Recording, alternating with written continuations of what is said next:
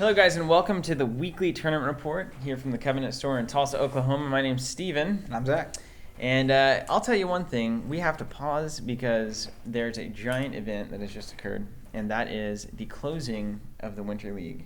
It is officially over. We have our official champions, and we need to take a second to recognize them so that everybody knows these are the people that have really put the time and energy into these games to come out swimmingly on top. Absolutely. People you see every week on the top table on the streams, people that we talk about every week. A huge congrats to these people. It's not easy to do. No. With all the players around here. So, hit me with Star Wars. First place. First winner place of the finisher Winter of the League. league. Yeah. Dennis Harlan. It's world champion. Dennis. World champion Dennis takes the league as well. Yeah, I think we were looking at the stats, and there's, I think it's like 17 or 18 weekly tournaments in this league, and I think it was like 6 or 7 he won. Yeah. And then 7 or 8 he got second in. Wow. So it was like 15 or 16 of the 18 tournaments, he was either first or second in the tournament. I mean, what else can you say? I mean, you expect that, right? You expect that from Dennis. He is the champ. He's the champ, and he's big playing congrats like to it. him. And, yeah, he ran away with it for sure. Yeah, so Dennis Harlan, super huge congratulations. Again, proving a huge amount of formidability, I would say, the Star Wars LCG. And, wow, watch out for Dennis. I'll say that. Turns out he's good. What about Netrunner? Who took the league in Netrunner? Netrunner. I know the answer. The winner is Joe Freeman. Joe Freeman. Say it ain't Joe. Amazing. Joe's one of my favorite players. He has started just really, for Netrunner to me, the more I talk to Joe about Netrunner and get his brain around certain things, it's like he looks at things differently than I do a lot of time. He has a unique brain for the game. And he finds a way to make things work that I just immediately write off. So he's one of my absolute favorites. Huge congrats to Joe. Absolutely. Winter League champion, Joe Freeman. And he consistently attended tournaments, but more importantly, he consistently won. And, like, really won. Like, yeah. He would just come in and 8-0 everyone. Well, so. I want to know. So Dennis had 169 total points for Star Wars. That's why he won. And Joe had 189 for Netrunner. Wow. So obviously it's apples and oranges a little bit, but at the same time, Joe did have 20 more points than Dennis in their respective games. So that's 2 tournament wins, or that's like 3 second places, or so on and so forth. So it took some serious work to get to that level. Yeah, that's awesome. So congrats, Joe. And then finally on the Thursday train, which is Thrones, I have an idea who won that league, but any guesses? Who is our Winter League champion, Zach? Mr. Matty P, Matt Phillips. Matt Phillips. Yeah. Everybody who watches weekly tournament reports knows that name by now, I think. He has done exceptionally well in Thrones, of course, and also has done very well in both Star Wars and Netrunner. So obviously a mind for card games and very good at what he's doing. But just how many points do you have in Thrones is the main thing. He had 205. So he beat Joe in total points as far as the game goes by 16 points. So he was way out in front. Now, the important thing to note about Matt, and I want to note that here, he qualified for all 3 top 8 events, for all 3 games. So he was in the top 6 players for all 3 games, which is just phenomenal. And he actually is the overall league champion because he has the most total combined points by a mile. So Matt Phillips deserves some huge congratulations. Absolutely. And part of that is on our next weekly tournament report, we are attempting to work it out with his schedule and ours to have him on as a special guest. Yeah. He top 8 in all 3 events, all 3 games. So he'd be a really fantastic person to have on, ask some questions, and just get him to hear from him as far as the local scene goes. So expect that next week. So we'll try for that. In the meantime, Matt Phillips, huge congratulations. Ever since I saw him in one of our old top 8 videos, it's been love at first sight to see Matt Phillips play Thrones, even though he's often beating me. But always a good player, and I think one to watch out for, of course, if you're at Regionals or Worlds or Gen Con. Keep an eye out, because Matt knows what he's doing. He's a good player. Well, let's move on to the actual tournament reports from this past week. We have the Star Wars tournament on Tuesday, which, as you might expect, is kind of a standard thing. You can catch those, of course, teamcovenant.com/TV.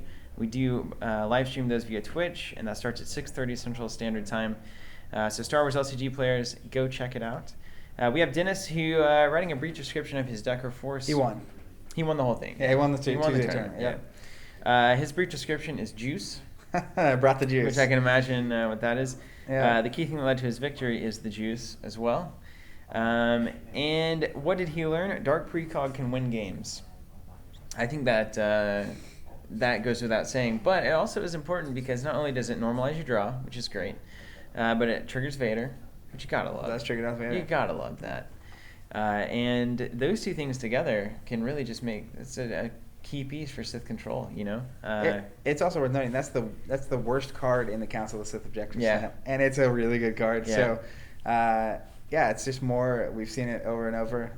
Really good cards, and if you can draw cards and get higher icons or whatever you need in your hand, it draws good. It's nice. Draw is typically good. Any shout outs that Dennis would like to give? Giving a shout out to Matt, Joe, and Jesse. He says, I'm starting to sweat. So everyone improving around here, getting way better. And he also said, never underestimate the power of the juice. In quotes, as if it were actually from the Star Wars universe. An infomercial. And we can assume that this is the standard decks that we've seen from Worlds and etc. So nothing new and crazy there, but congrats again to Dennis for staying on top and making it happen.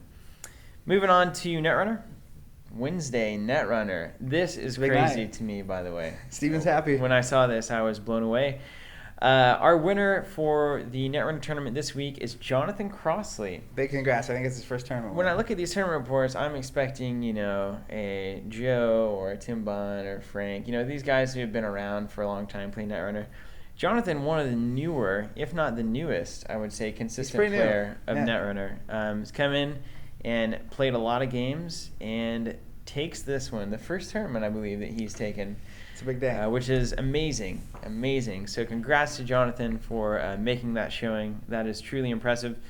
Let's look at how he did it. He was using Making News, Tag and Bag Scorched Earth, Sweeps Week. Seems good. With some fast advance, which you're playing NBN, you have some fast advance by the nature of your agendas. But again, NBN running Scorched Earth, doing well. It seems to be a pretty constant phenomenon, mainly because what NBN generally offers that Wayland doesn't is decoys don't work against NBN because we mid-season, right? Pretty much everyone else is running Seasource for the combo or for Scorched. NBN obviously has the luxury of running mid-season. And so your really only options are just outblast creating the rush. And NBN doesn't have as much money, but it also has a way easier time tagging the runner, so it doesn't have to sacrifice things on that end.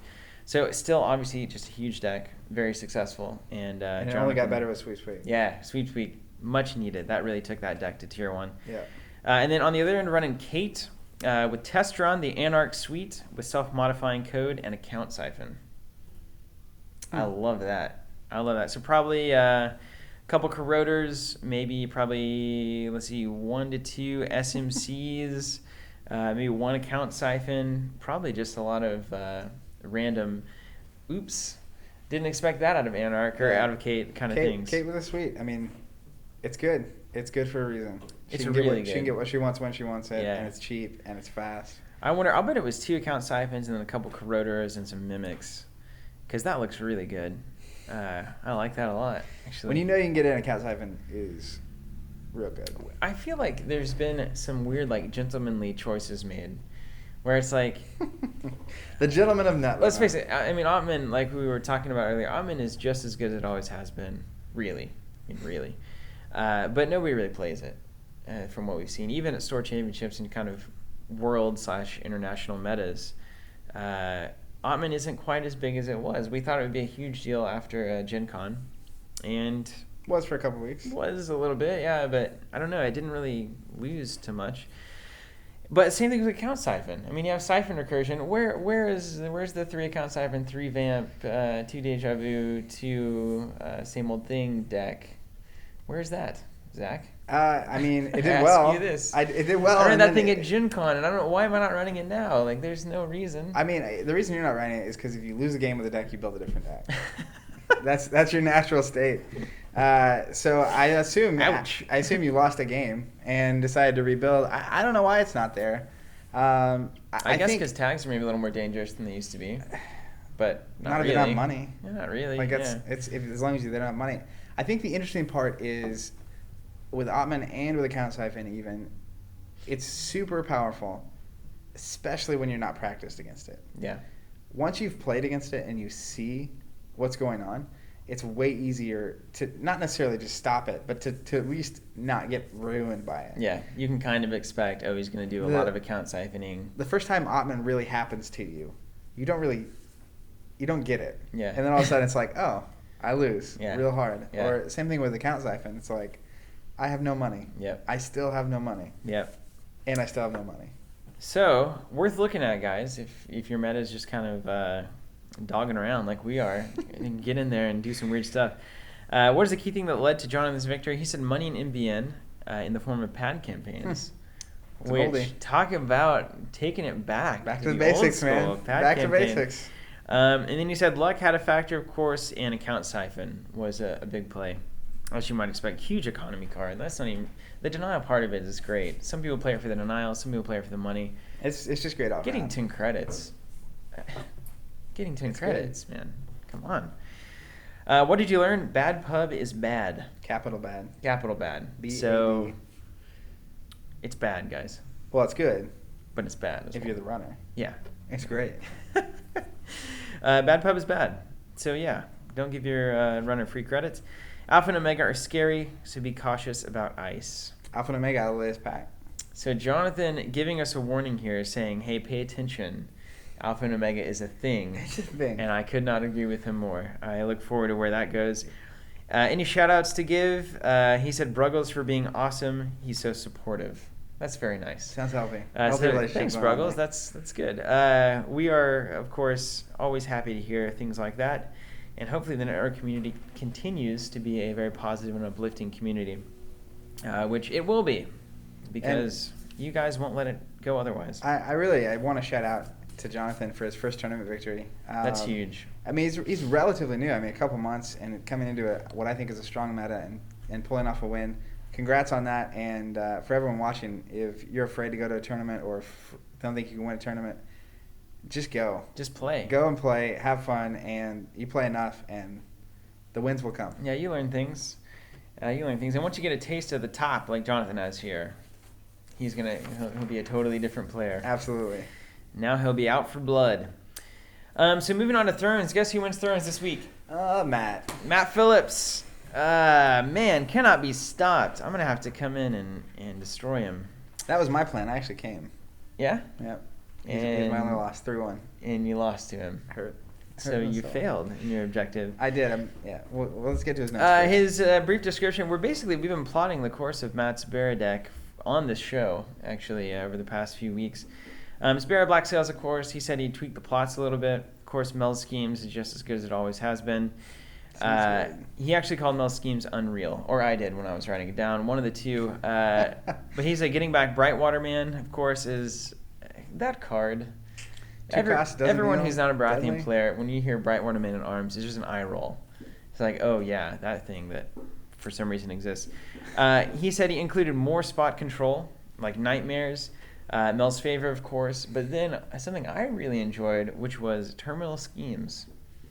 So including a little intrigue punishment there. A surprise terminal schemes can really ruin the day. And in a Black Sails deck, maybe have one in, maybe it's in your hold, maybe you go search for it, knowing that you can trigger it against and a deck that can't compete in that field. Yeah. I think that looks really good. Well, and I also want to note, his Black Sails deck runs Black Cells. Black Cells, yeah. Which I would vote on as MVP of that deck. More and more, I think that is the card that he gets, and that is the card that turns the tempo.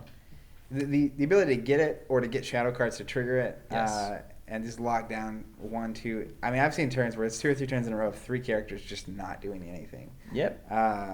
You're like, yeah, except for maybe trying to win the dominance. But yeah, it's unless they don't kneel. It's a phenomenal card. Key to victory. Speaking of, he said Black Cells. Hey, I didn't even know that. Points everywhere. He said good. Also good early econ with Dale, Maester Crescent to recur, Narrow Seas, Seats of Power, that kind of thing. You've always. Can we talk about Dale? You've all seen it. Come on. If you played against Baratheon. It's like, Seat of Power, discard it, play Dale, get Seat of Power back, play it. It's like, how's that fair? How is this even? The reason it's fair is that he has to set up Seat of Power at least, so he doesn't get the double limited thing. That's what makes it fair. Seat of Power's not limited, dude. Yeah, it is. No. Yeah, it is. No, it's not. Let's take a second and remember this moment where Zach was completely wrong. Is it limited? About Seed of Power. I did not think it was limited. A card that is limited. Okay, it's confirmed it's limited. I didn't know. Narrow Sea, however, is not. I just always see him using it multiple times, so I suppose he just always sets it up on me. Yeah, you always set it up, and then first turn, pops it, gets it with Dale, plays it again. Or an Narrow Sea if you want to get 2 gold less. But we're looking at like 10 gold first turns. This is absurd. And so everything gets out. Then if you flood the board first turn, you can obviously trigger Black Sails because you have the navels to do it. And then you can, depending on the board, you go get a Narrow Escape as your Black Sails card. Which makes it just so hard to do. So the next Valley, if you want to Valley turn 2 against that deck, you can't. Don't do it. And even if you do, you lose your hand if you want to kill the stuff. And the problem is he has this stupid Brightwater Mans who actually got discarded, and you can't even Valor off the board. And then now he just Mel schemes and gets him again. It's like... I'm done. The only way I've been successful against this deck with Greyjoy, and the thing that I will say about it is that don't Valor, and you can play the long game with it, right? So my strategy coming into a game against Matt with Black Sails is I'm trying to nuke his hand pretty good and just maintain board presence. A lot of one-claim plots. Like, it's not an attrition game. You've got to try to minimize his ability to get into his hold. Of course, it's easy to say, harder to do, but it's possible. If you look at the cards, you look at the game, it's possible to do it. Play smart, and then most importantly, it's just, I was finding a lot of success with 2-claim power challenges against this deck. You can just kind of outrace it as you get going. And sure, it gets to like 6 power early, take 2 away next turn, and it looks good for you because those 2 claims can really overcome the 1 claim. And if he has to rely on his Black Sails triggers to get cards, to get like characters to play, rather than getting his utility pieces, that's why taking the hand out is so significant. You want to take that hand out. So I think there are certainly ways to play around this and beat a deck like this. It's never easy. If you make a really mistake, it's no good. He said, what are the things that he learned? Control cards win games. What a bold statement. Yeah. So apparently that's the thing. Control in Game of Thrones is particularly good. I mean, in any game it's typically good, but yeah, control cards absolutely win games. I think there's a really strong case to be made for, of any of the games that I played, Thrones seems to be the most, if you can play in the back room, more or less, like the backroom dealings, the true control decks, it's like they always seem way strong. I mean, Rush doesn't have anything. You got Noble Cause, but even that, I mean, Greg took that 2-2 in Swiss. Like, it's not like a dominating deck. It can sneak in, but it can win games, but it's really hard to win tournaments with Rush. And I mean, you got to think about it from a design aspect. No one wants a Rush deck to just be dominant, right? It's just like, oh, the game's not fun. So I guess ultimately Control is better than Rush. Something I never thought I'd say. Shout outs for Matt Schlotsky's for a delicious dinner. Yeah, that was the thing. He always likes the Schlotsky's. Also, all of his great opponents, Josh, Sean, Zach, and Kaiser. So congrats once again, Matt, for a beautiful tournament showing to seal out the league. And he just stamped it down. Really just says, I'm here. So is Matt going to be the world champion? That's a big question.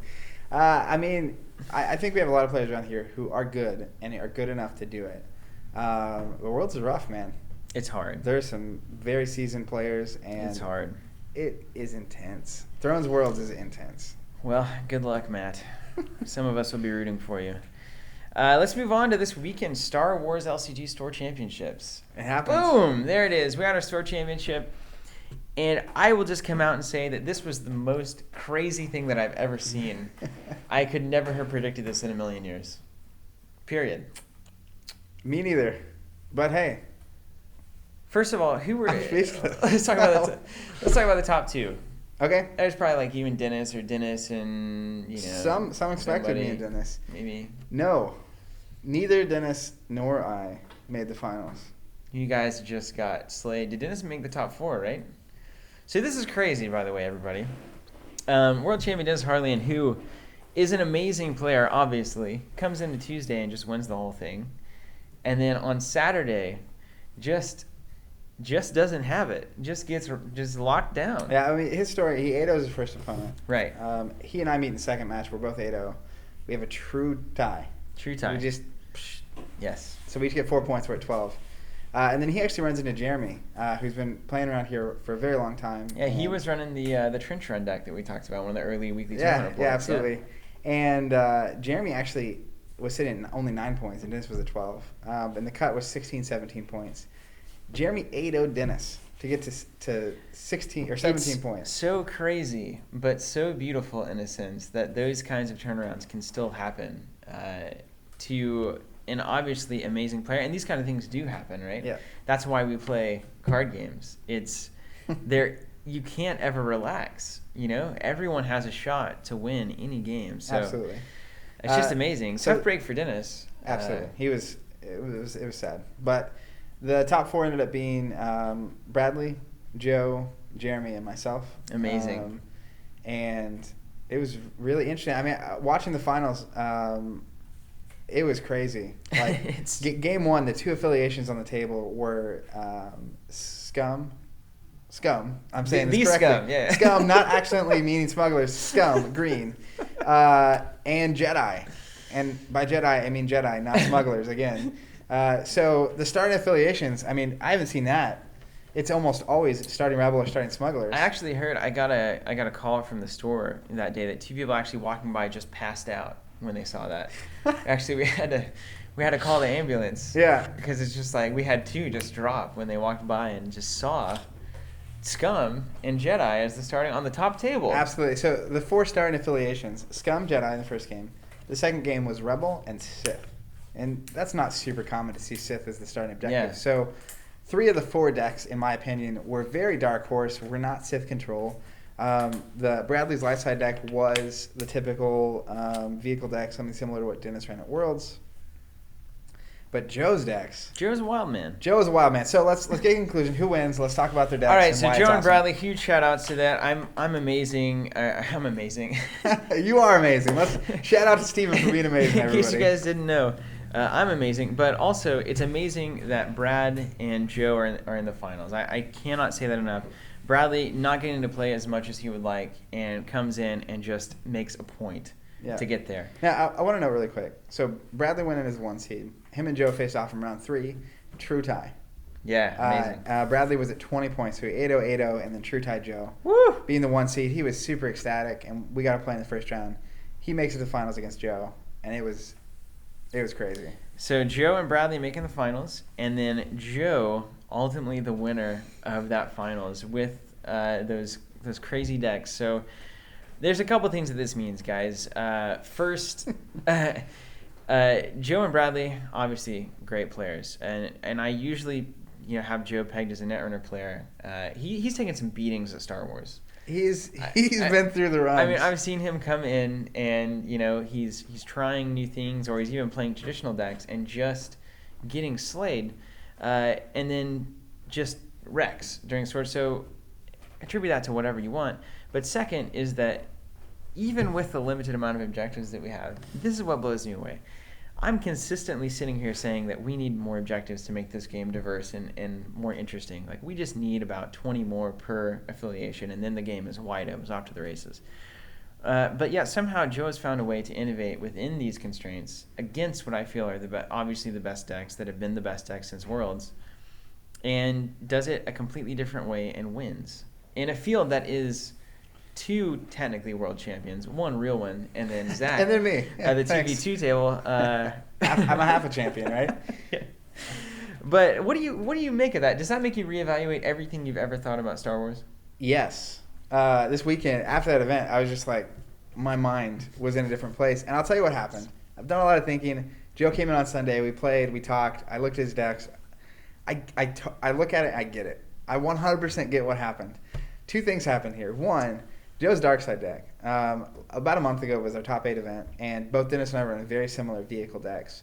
And I think like almost everyone at the tournament, maybe 1 or 2 players, were not running that light side deck. Everyone else was. Yeah. And what Joe did is he somehow magically built this Darkside deck that if you look at it on paper, it looks horrible. It's like no one runs these cards. But I played against it using my light side deck that I have not had trouble beating anybody with. And I didn't even get close. I didn't even get a single objective That's close. amazing. He just wrecked my day with this dark side deck. And That's amazing. The dark side deck, if you look at the list, and we'll post it on the site, but it's 5 Imperial objectives, 1 neutral objective, and 4 Sith objectives, starting Sith. So, like, if you don't draw one of those 5 Imperial, like, it could go really bad. It could go poorly. I'd never build decks like this. You just don't do it. But he did it, and it works. And, like, I built it, and I used it, and my mind is blown. And he's using the thing, I don't know what his notes say, but...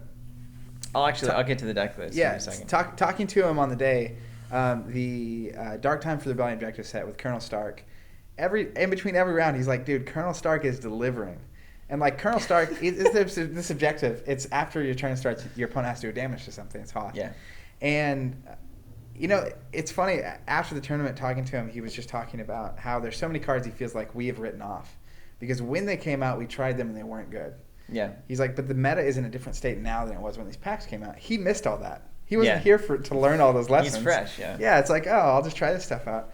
Colonel Stark, before Saturday, if you said, hey, is Colonel Stark good? I would say he's horrible. He's terrible. No one runs Colonel Stark. But then Joe's like, you know, when he's attacking a damage objective, he's got 5 black icons. And it's like, he's also got 3 health. And it's like, what? Hey, there is something to that. He also has 3 edge icons, just in case you draw a do. So my mind is blown. That dark side deck, super, super impressive. Well, let me run it down for everyone who's out there listening and peaked. It is a Sith starting deck. It has 10 objectives total, of course. 2 Imperial Command, 2 Dark Time for the Rebellion, 2 Vader's Fist, 2 Killing Cold, 1 Repair and Refurbish. What's in that objective anyway? That's it came out in Balance of the Force, Thunderflare. Oh, Repair right. and Refurbish, you can move a damage from objective to one of theirs. Thunderflare, when it strikes, you can move a damage from one of your objectives to theirs. That seems like a good thing for Colonel Stark to be running. Yeah, well, the whole, right, he's got it. The interesting part is he's got Repair and Refurbish, and he's got these Hoth objectives. And let me finish it out. The last one is Shadows on the Ice. Yeah, the neutral.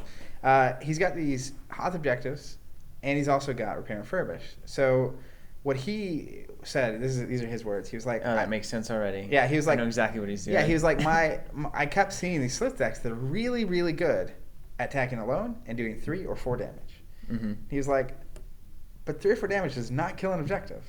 He's like, if I can Killing Cold to remove Hoth objectives, if I can Battle a Hoth to remove damage, if I can Desolation a Hoth, which he thinks is the most important card in the deck. Absolutely. Or if you can Repair and Refurbish / Thunderflare to get it back down to 1 or 2 or cleared. And you have cards like Vader's Fist that, when they're not damaged, are awful. Like, awfully good. Oh, man. So he just has this really interesting way of, like, the sleuths like to attack alone, which is something when those cards came out, right? When Killing Cold, when Colonel Stark came out, sleuths didn't really exist. Like, they happened after, and they got big, and the vehicles happened. So he made a brilliant meta call. Like, build this deck, play it against the sleuths. You won't have a problem. I guarantee you won't have a problem. What do you make of? Well, let's run down what Joe had to say, so in case he's going to answer a lot of my questions.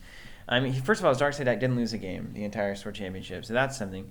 Talking about it, we just gave the rundown of that. He said Vader's Fist was the MVP on the day. Correct. And he said remembering triggers is very important. Yep, very important. Yeah, I mean, a lot of those things, like Dark Time for the Rebellion, you can easily forget because it's at start of turn. But yeah, go ahead. And then also, he has Edge being played well. So playing the Edge battle correctly, I think, is what he's referring to there, about the bluffing or not. Looking at his light side deck, he was doing speeders, light side speeders deck. Heroes Resolve, Journey to Dagobah, Blue Squadron Support, Defensive Yavin 4, Hoth Operations, and Attack Pattern Delta. Kind of what you would expect, I think, out of those decks. But the Jedi... Well, it's beautiful. It's the Jedi Speeder deck. It's something a lot of people built when that pack first came out. Has the Luke Pilot, has Red 5 in it. Red 5 being a phenomenal card. Oh, so good. And that's what he was talking about, how we wrote this deck off because it lost early on. And he was trying it out. And I actually, after talking with him, he would not run that deck again, the light side deck. Because he learned why we wrote that deck off. Yeah. Which is one health vehicles getting chopped in half by Darth Vader. Yeah. So, but continue. Top 4 shout-outs to Brad. He said he and Brad had the best games on the day, which I have no doubt thinking. Also, Zach and Jeremy. So just making the top 4 and elevating the dialogue, as it were. And then he left us with a couple quotes. Standing by, and I did it, Mom. So cheers to Joe. That's great. That picture of him and Brad that's on our, it's one on our Facebook page. One of the best pictures we've ever taken. So hop on over to the Covenant Tulsa Facebook page. and look at that, because it's truly what these games are all about. Let's not get too far. I'll go ahead and run down. I know people are always into deck lists, and in Star Wars it just happens to be really easy to provide deck lists. Yeah. 10 cards. So Scum and Villainy on Brad's side. Let's take a look at this deck. He had Fall of the Jedi, 2 of those, 2 Council of the Sith, 2 Emperor's Web, 2 Executor Arrives, and 2 Feeding the Pit. What's interesting about that, Zach? What's interesting about Feeding the Pit is the primary card, and I didn't talk to him about this, but I'm just going to guess after playing. He only has 2 Scum objectives in this deck, right? 2 Feeding the Pits. There's one reason to play Feeding the Pit, and that is called Spice Visions. Yes. When you focus something down, you can instead take a damage, and then you get a strike again. So the big play here, and I know it happened, I think it happened against Joe in their round 3 game, not in the finals. Don't tell me it's Vader with his lightsaber. It's Vader with his lightsaber. So Vader lightsaber attacks, targeted strike, does something. Spice Visions attacks, so he kills 2 dudes and blows an objective up. Next turn, does it again with another Spice Vision. So that just Rex stays. Palpatine's also really good with Spice Visions. You can lay 6 tactics on the board. So it's really good. And you also get Bib Fortuna, who's a resource card. And you get a Crate Dragon, which can be good. It's expensive, but I think that's really why he was doing it. That looks so cool to me. It's cool. They're different decks. Like, they're just totally different. I know when Spice Visions decks were popular, and people were talking about them, and it was before the Executor came out, though. So it was those days, and I think people were still running. They were trying to run a couple more Scum cards, but he just said... He's just in it for the reason he's there. Yeah. I mean, he just wants Spice Visions. And, it's kind of almost worth considering, not even... unless that objective, it may be Scum only, but if it's not, I don't even know if you start Scum. you could start Sith, and you don't even care. The only card in there, because Spice Visions is free, so the only thing in there is Bib, and if you happen to have the objective, you can play it. If not, I don't know. I love it. I just love seeing this Scum deck. And then on the Rebel side, he was running Defensive Yavin 4, 2 of Blue Squadron support, 2 across the Anno, 2 Raise the Stakes, 1 Renegade Squadron Mobile, and 2 Prepare for Evac. Seems familiar. Standard, yeah. Standard light side deck. All right, well, there you have it. Joe Freeman winning the Star Wars Store Championship. Huge congrats, man. Of course, be streaming live any of these games. Wednesday nights is Netrunner. Tuesday nights is Star Wars. Thursday night is Thrones. 6:30 Central Standard Time. Comeinit.com/TV. And we actually now have moved the chat box over, which I'm sure any of our Team Comeinit/TV goers will enjoy. So you can chat and watch the game at the same time. A lot easier now. And then this weekend, we have the Netrunner Store Championships. We'll be streaming live starting at 11 a.m. That's going to be... Should be good. It's going to be a massive show. Of course, not quite regionals level, but I think we'll have a lot of good games going on here at the store for Store Championships. Absolutely. And I can't wait to see how that one turns out. I think some people will be surprised. I'm hopeful, especially with the new pack. I'm really hopeful we see something winning, sort of like this, that just isn't the same. Yeah. Someone makes really strong meta calls and just wins the day. I think Netrunner is wide open right now, especially after Fear and Loathing. You never, are we going to see a strong black card presence? The answer is probably no. But the one guy who's running it, probably Tim. He'll be here. People aren't ready for black card. I haven't played against black card yet. I have no idea how that works. And I'm going to be out of money, and I'm not going to be able to play mid-season. I'm not going to be able to do any psychographics because I'm going to have nothing. I'm going to get a count siphon. So I'm already plotting my own demise, let alone what other people are plotting. So I think it's going to be wild. So join us, guys, for the Netrunner Store Championships this weekend starting at 11 a.m., teamcomeinit.com/TV.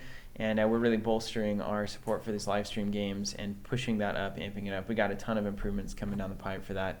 And if you keep watching and supporting, man, we'll keep making it as awesome as we can. We'll keep doing it. We'll be talking about the winner of the Store Championship next week. And again, we'll hopefully have Matt Phillips on to enlighten us on how you can be so good at so many games. Absolutely. So join us next week, guys. Thanks for watching the Tournament Report. We love your support. We love that you're alive and you're here. So take care and continue to do great things. See you guys.